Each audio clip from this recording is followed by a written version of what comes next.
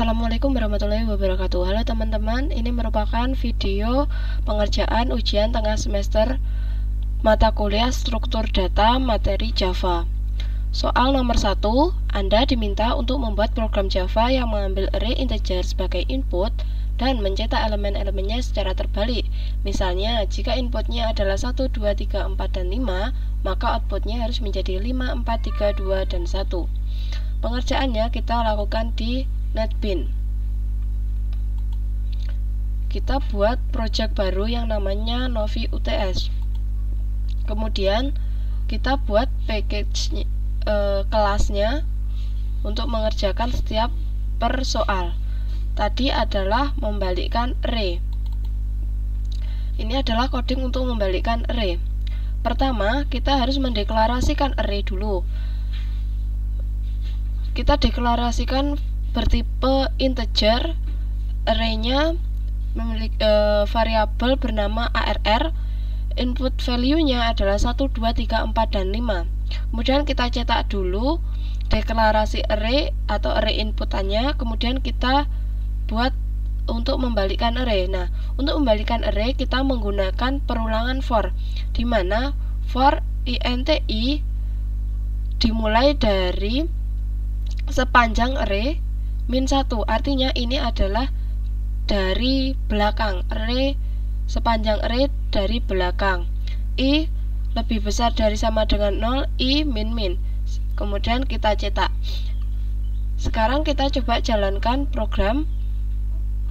Nah, keluarnya sebelum dibalik 1, 2, 3, 4, dan 5. Sesudah dibalik 5, 4, 3, 2, 1 sesuai dengan soal. Lanjut nomor 2, buatlah sebuah program Java untuk menggabungkan dua array integer menjadi sebuah array baru. Array pertama berisi elemen 1, 2, 3, 4, 5, dan array kedua berisi elemen 6, 7, 8, 9, dan 10. Menggabungkan array. Sama seperti tadi, kita buat kelas di package Novi UTS, yaitu kelasnya menggabungkan array. Pertama, kita deklarasikan array yang pertama bertipe integer, nama variabelnya adalah ARR1. Inputan value-nya 1, 2, 3, 4, dan 5. Kita cetak dahulu inputan array ARR1. Kemudian kita deklarasikan array yang kedua. Array yang kedua sama bertipe integer, nama variabelnya adalah ARR2. Tipe value ARR2 adalah 6, 7, 8, 9, dan 10.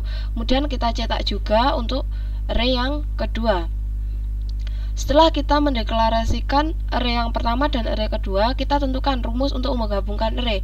Rumus untuk menggabungkan array adalah integer length sama dengan ARR1.length plus ARR2.length. Artinya, deklarasi array yang pertama, sepanjang deklarasi array yang pertama ditambahkan dengan panjang deklarasi array yang kedua. Kemudian deklarasi array gabungan, kita mendeklarasikan array gabungan, di mana deklarasi array gabungan adalah new dari int length. Kita membuat baru ARR gabungan. Setelah mendeklarasikan array gabungan, kita menyalin elemen array pertama ke dalam array gabungan. Jadi nanti array yang pertama kita simpan, kita masukkan ke dalam array gabungan. Artinya array gabungan memiliki nilai array yang sama dengan array pertama. Untuk menyalin elemen array pertama ke array gabungan, kita menggunakan perulangan for. Int I sama dengan 0, dimulai dari 0, I sepanjang kurang lebih array pertama I++. ARR gabungan I sama dengan ARR1I. Artinya ARR gabungan 1 memiliki nilai ARR1. Kemudian setelah array pertama dimasukkan ke array gabungan, selanjutnya adalah array yang kedua. Array yang kedua kita masukkan ke array gabungan, namun dimulai dari indeks terakhir array pertama. Kita juga menggunakan perulangan for. Int I dimulai dari 0, I sepanjang kurang lebih array 2 I++. Sekarang array gabungan ARR1.length plus I sama dengan ARR2 I. Jadi array gabungan memiliki menyimpan nilai ARR1 dan ARR2. Nah, sekarang menampilkan array gabungan system out, println, array gabungan. Kita jalankan, kita hapus dulu. Kita jalankan untuk array yang menggabungkan. Kita jalankan. Array yang pertama bernilai 1, 2, 3, 4, 5. Array yang kedua 6, 7, 8, 9, 10. Nah, kedua array ini, array yang pertama dan array kedua kita gabung menjadi array gabungan 1, 2, 3, 4, 5, 6, 7, 8, 9, dan 10. Lanjut untuk soal nomor 3. Nomor 3, buatlah program Java yang menghitung jumlah kemunculan setiap elemen dalam array integer. Misalnya, jika array inputnya adalah 1, 2, 1, 3, 4, 2, 1, maka outputnya harus mencetak jumlah kemunculan setiap elemen. Kita kerjakan nomor 3, yaitu menghitung kemunculan array. Menghitung kemunculan array. Pertama, kita menginputkan kelas hashmap ini dari library Java Util untuk membuat sebuah rumus. Kemudian kita juga mengimport interface map dari library Java Util untuk mendefinisikan tipe data kamus. Pertama, kita harus mendeklarasikan array bertipe integer dan menginisialisasinya dengan nilai input 1, 2, 1, 3, 4, 2, 1. Kemudian kita cetak array inputannya tadi. Selanjutnya kita deklarasikan hashmap untuk menyimpan kemunculan elemen. Maps kurang integer, integer lebih besar dari kemunculan sama dengan new hashmap. Tanda ini ya, lebih besar, lebih kecil, kurung, titik koma. Ini artinya deklarasi variabel kemunculan bertipe hashmap yang menyimpan elemen array sebagai kunci bertipe integer dan jumlah kemunculannya sebagai nilai bertipe integer. Lanjut, menghitung kemunculan setiap elemen. Kita menggunakan perulangan for, dan di dalam perulangan for kita menggunakan logika if else, memeriksa apakah elemen i sudah ada sebagai kunci dalam kamus kemunculan. Kemunculan put i, kemunculan get i plus i jika elemen i sudah ada nilai kemunculan di increment 1. Else, jika elemen i belum ada dalam kamus. Kemunculan put i, 1, elemen i ditambahkan ke kamus dengan nilai kemunculan awal 1. Dilanjutkan untuk menampilkan hasil. Untuk menampilkan hasil kita menggunakan perulangan for. Perulangan for yang mengiterasi setiap entry pasangan kunci nilai dalam kamus kemunculan. Nih. Kemudian kita mencetak informasi elemen kunci dan kemunculan nilai ke konsol. Kita jalankan. Nah, tadi kan array yang diinputkan adalah 1, 2, 1, 3, 4, 2, 1. Kita hitung elemen 1 kemunculannya adalah 3, yaitu ini 1, kemudian 2, kemudian 3. Elemen 2 kemunculannya adalah 2, yaitu 1, 2. Elemen 3 kemunculannya adalah 1, yaitu ini 3. Elemen 4 kemunculannya hanya 1. Ini untuk soal nomor 3. Lanjut soal nomor 4. Soal nomor 4. Anda diminta untuk membuat program Java yang menghapus duplikat dari sebuah array integer tanpa menggunakan struktur data tambahan seperti set. Misalnya, jika array inputnya adalah 1, 2, 2, 3, 4, 4, 5, maka outputnya harus menjadi 1, 2, 3, 4, dan 5. Itu berarti menghapus duplikat. Soal untuk pengerjaan hapus duplikat. Untuk menghapus duplikat, kita buat array yang bertipe integer, inputannya 1, 2, 2, 3, 4, 4, dan 5. INTN sama dengan sepanjang array. Jadi panjangnya array ini diinisialisasikan dengan variabel n. Kemudian kita cetak sebelum dihapus. Nilai inputan ini sebelum dihapus kita cetak dahulu. Jadi nanti kita tahu sebelum dihapus itu nilainya seperti apa dan setelah dihapus nilainya seperti apa. Kita buat rumus hapus duplikat dengan menggunakan for. Di dalamnya nanti masih ada for dan ada logika if. Jadi hapus duplikat menggunakan for dan if. Setelah dimasukkan nilai inputan ini dikerjakan dengan hapus duplikat for ini, perulangan ini. Kemudian kita cetak array-nya tanpa duplikat. Nah, setelah dicetak kita run. Kita run file. Run file. Nah, muncul sebelum dihapus tadi kan inputannya 1, 2, 2, 3, 4, 4, 5 sama. Nah, setelah dihapus yang nilainya double itu akan dihitungnya 1, yaitu menghapus duplikat. Jadi yang duplikat 2 ini kan duplikat, jadi 2. 3 duplikat enggak, 4 duplikat, hanya ditulis yang satu saja, jadi enggak ada duplikatnya. 1 sebelum dihapus 1, 2, 2, 3, 4, 4, 5. Setelah dihapus 1, 2, 3, 4 dan 5. Ini untuk pengerjaan soal nomor 4. Lanjut nomor 5. Buatlah sebuah program Java untuk mengecek apakah sebuah matriks 3 kali 3 adalah matriks identitas atau bukan. Matriks identitas adalah matriks persegi, di mana semua elemen diagonalnya adalah 1 dan elemen lainnya adalah 0. Matriks 3 kali 3 matriks identitas. Kita kerjakan untuk matriks identitas. Sama, kita buat kelas matriks identitas, kemudian kita deklarasikan dan inisialisasi matriks. Kita buat matriksnya, kemudian kita cetak matriks inputannya. Setelah itu kita periksa apakah matriks adalah matriks identitas. Kita menggunakan boolean. Boolean is identitas sama dengan true. Jadi jika dia adalah identitas, matriks identitas dia akan bernilai benar. Kita juga menggunakan perulangan for.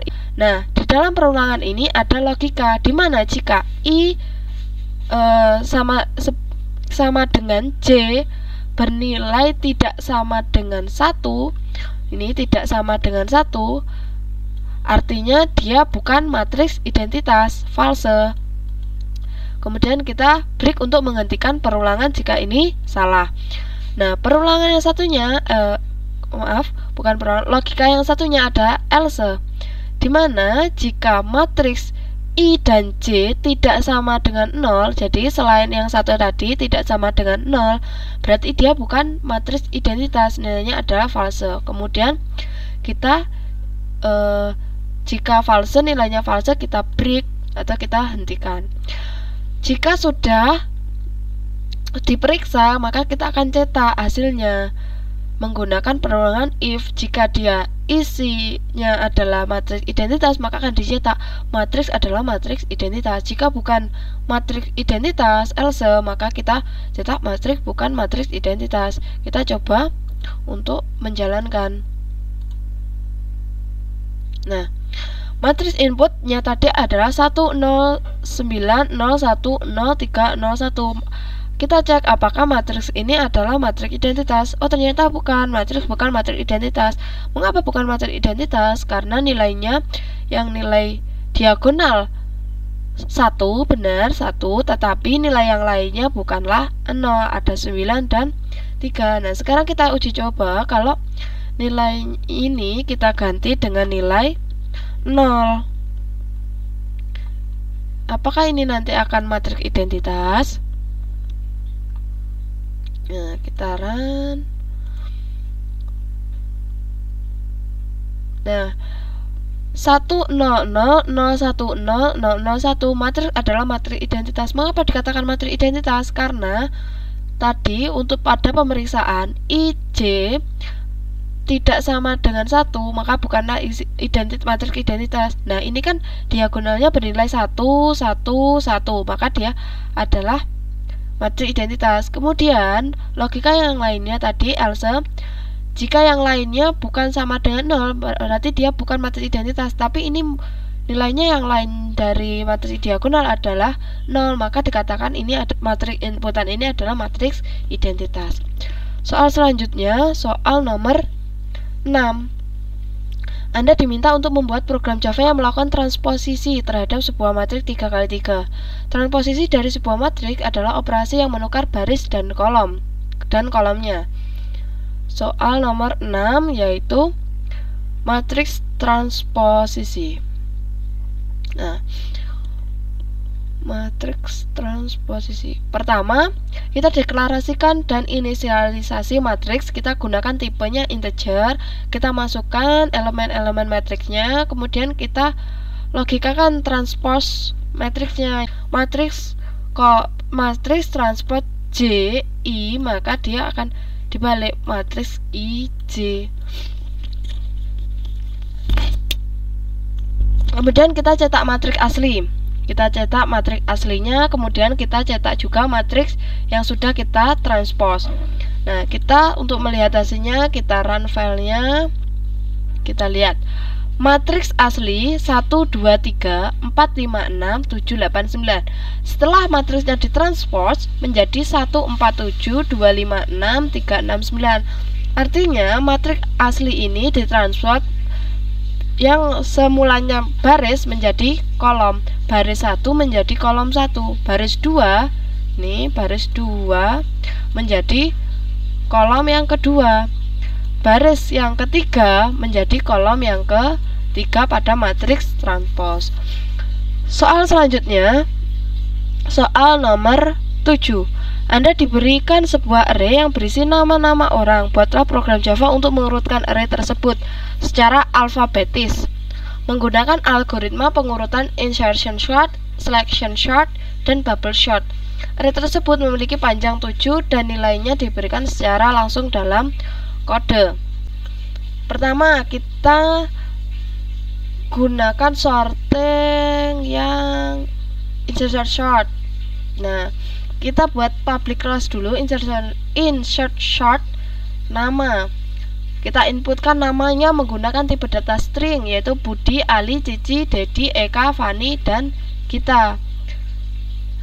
Yang private static void insertion short ini adalah fungsinya untuk meng-short nama menggunakan insertion short. Jadi urutannya membuat array nama yang berisi nama 7 orang tadi, kemudian mencetak array sebelum diurutkan, kemudian memanggil fungsi. Fungsinya tadi kan insertion short nama yang ini harus sama yang ini. Nah, kemudian setelah itu kita cetak pengurutannya. Nah, sekarang kita coba lihat hasilnya, kita run. Nah, array sebelum diurutkan namanya Budi, Ali, Cici, Dedi, Eka, Fani, dan kita. Setelah diurutkan menggunakan insertion sort berdasarkan alfabet, maka dia menjadi A. Ali ini kan huruf pertamanya A, jadi di depan Ali. Kemudian B, Budi, Cici, Dedi, Eka, Fani, dan kita. Kemudian untuk cara yang selection sort sama seperti tadi, kita deklarasikan, kita input 7 nama orang menggunakan string, kemudian kita cetak sebelum diurutkan menggunakan selection sort, kemudian kita panggil fungsinya, kemudian kita cetak. Nah, fungsinya itu yang membedakan dengan yang tadi insertion sort.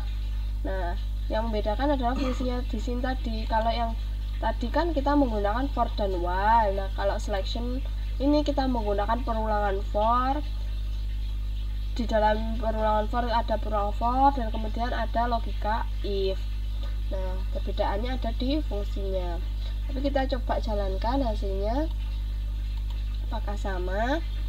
Seharusnya sih sama. Nah, tadi kan array sebelum diurutkan yaitu Budi, Ali, Cici, Dedi, Eka, Fani, dan kita. Array setelah diurutkan menggunakan selection sort yaitu Ali, Budi, Cici, Dedi, Eka, Fani, dan Gita. Kemudian yang menggunakan bubble sort caranya sama, yaitu kita inputkan 7 nama orang tadi menggunakan string, kemudian kita cetak sebelum diurutkan, kemudian kita panggil fungsinya, dan kemudian kita cetak setelah diurutkan menggunakan bubble sort. Nah, fungsi bubble sort ini menggunakan perulangan for dan boolean. Nih, ini fungsinya. Iya, coba kita run apakah hasilnya juga sama. Hasilnya sama. Nah, array sebelum diurutkan bubble sort Budi, Ali, Cici, Dedi, Eka, dan Fani, Gita. Array setelah diurutkan Ali, Budi, Cici, Dedi, Eka, Fani, dan Gita.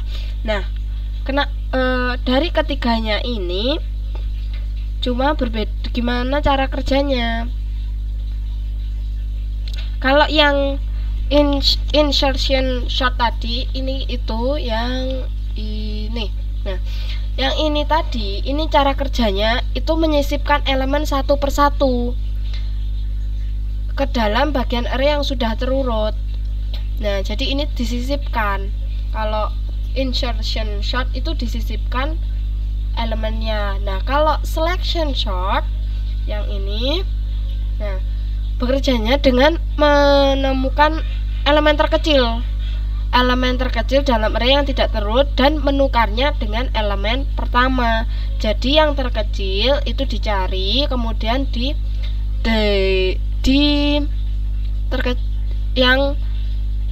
ditaruh di yang pertama. Kalau yang bubble sort ini menukar elemen yang berdekatan. Jika elemen yang pertama lebih besar dari elemen yang kedua, jadi ini ditukar. Kalau ini lebih besar, jadi ini, kalau ini lebih besar, maka yang Ali ini ditukar di depan. Nah, Budi nanti ditukar lagi gitu. Nah, soal nomor 1, 2, 3, 4, dan 5, 6, 7 sudah dikerjakan.